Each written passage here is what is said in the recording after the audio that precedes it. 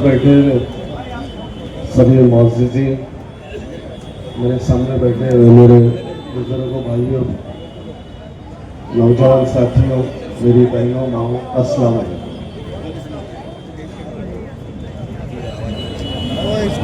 मैं यहाँ पर ये 7वां इलेक्शन लड़ा था अभी पिछला। शुरुआत के मैं थोड़ा सा मेरा तारुफ दे रहा हूं। शुरुआत के 3 इलेक्शन में लगातार हारा, मगर मैंने हिम्मत नहीं की। फिर लगातार 3 इलेक्शन में मुसलसल जीतता रहा। हारने की हैट्रिक थी, जीतने की भी हैट्रिक मारी।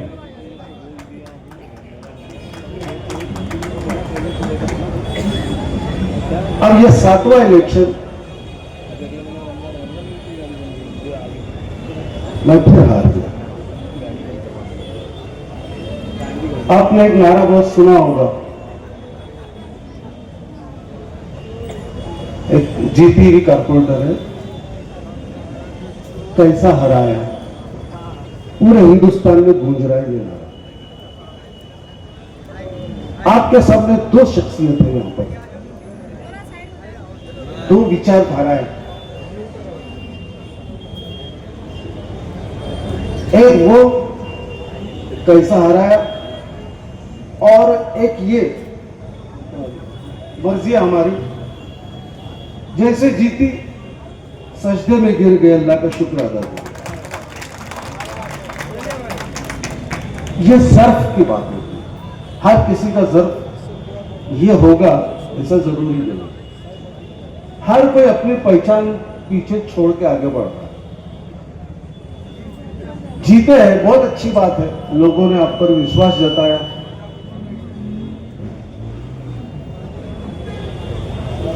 हमसे अच्छे लगे, ठीक है, जीत गए, अल्लाह का शुक्र अदा करो और काम पे लग जाओ। लोगों ने आपको काम करने के लिए जिताया है, ये सारी गलत हरकतें करने के लिए नहीं। और फिर दूसरा जो सबसे बड़ा, इनकी जीतने की वजह से कौसा मुमरा के ऊपर एक ऐसी नजरें इस तरफ आकर्षित हुई है जिनको हम फिरका परस्त कहते हैं। अब ये खुश है कि बहुत वायरल हो रहे, अरे तुम वायरल हो रहे, उससे तुमको क्या फायदा क्या नुकसान होगा मुझे तो पता नहीं है, मगर वो नजरें मुमरा की तरफ गलत तरीके से पड़ रही है, इसके बारे में कौन सोचेगा? आपका क्या है? आप तो निकल जाएंगे, मगर इस कौसा मुमरा को आबाद बहुत आसानी से नहीं हुआ है, बहुत मुश्किलों के साथ और बहुत ही मुसीबत ज़्यादा लोग यहाँ पर ज़्यादा आए हैं इस जमाने में। क्या आप उनके लिए भी यहाँ रहना मुश्किल करना चाहते हैं? एक वो बम्बई से भी आया है यहाँ पर कंप्लेंट करने के लिए, और भी दूसरे लोग आए। कहाँ से ऐसी बातें आवाज़ें सुनाई दे रही है जैसा कि जो नाम मुमरा का पहले मीडिया और इन सारे बदमाशों ने बदनाम करके रखा था, एक इसकी एक चिंगारी फिर मुमरा को जो है 20 साल पहले ले जाके छोड़ दिया। क्या मैं गलत कह रहा हूं? सही कह रहा हूं? तो ये ऐसी गैर जिम्मेदाराना हरकत तो आप करेंगे, मगर बदनाम मुमरा होगा। तो ये जरूरी है कि आप उस तरफ तवज्जो दें और उस मुमरा वालों के लिए सहमत मत बनिए। लोगों ने आपको रहमत बनाने के लिए चुना कि आप उनके काम करेंगे, ये सब फालतू काम छोड़ दीजिए।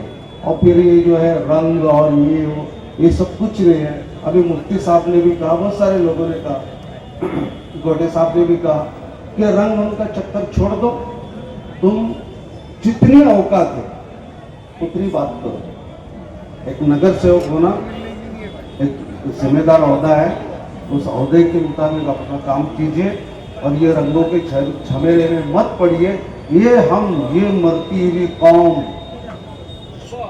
जो अब कुछ समझने जा रही है, इसकी टांगे फिर मत खींचिए। इतना कहकर मैं अपने 2 अल्फाज खत्म करता हूँ।